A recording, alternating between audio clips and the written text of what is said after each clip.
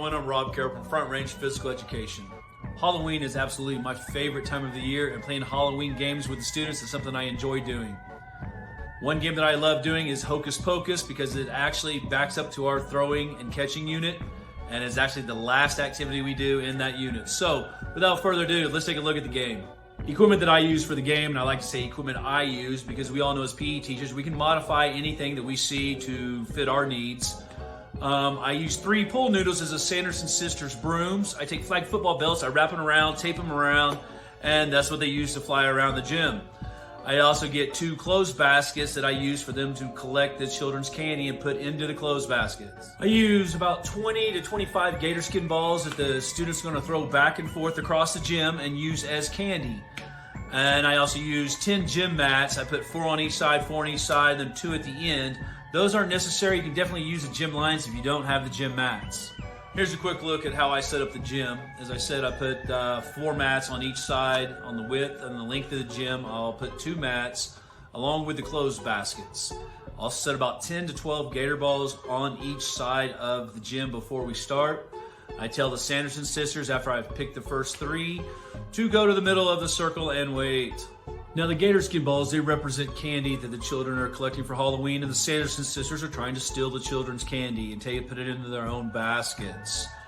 So when the music starts, the Sanderson Sisters start flying around, and I instruct the students to start throwing the balls back and forth. I tell them to do it underhand the first time, swing, step, throw, and then we go overhand, but absolutely no kicking the candy across the gym. As I said, the overall goal of the game is to get the Sanderson Sisters to steal the candy and put it into the basket. For the students to get their candy back out of the basket, they have to report to one of the mats and do 10 jumping jacks. Once they do 10, they may take 1 piece of candy back out of the basket and return to the sides. Hey, if you like this video and you find it useful, go ahead and do me a favor and just boop that like button. It'll help this video go a long way. Thanks. Every now and then I like to have fun with the game, and I will act like Billy, go out on the middle of the court, walk around like Frankenstein, and steal candy and gobble it up. The kids all love it. I try to keep the rounds just about 2 minutes long because any more than that, then fewer people get a chance to be the Sanderson Sisters on the day.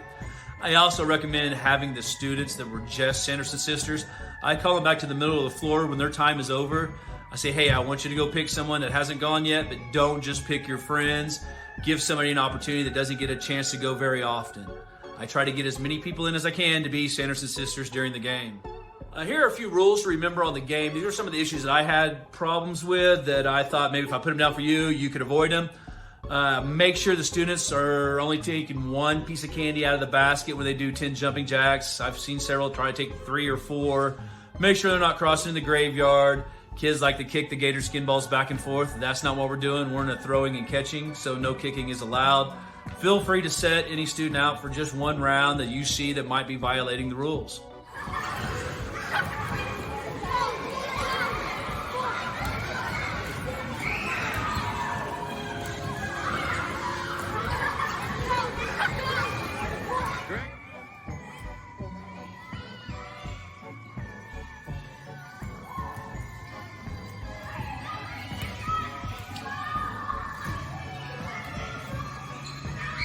Hey, I hope you enjoyed this game. If you're looking for other good throwing or catching units, be sure to check out this video right here. And this is the one that YouTube says that you'll like as well.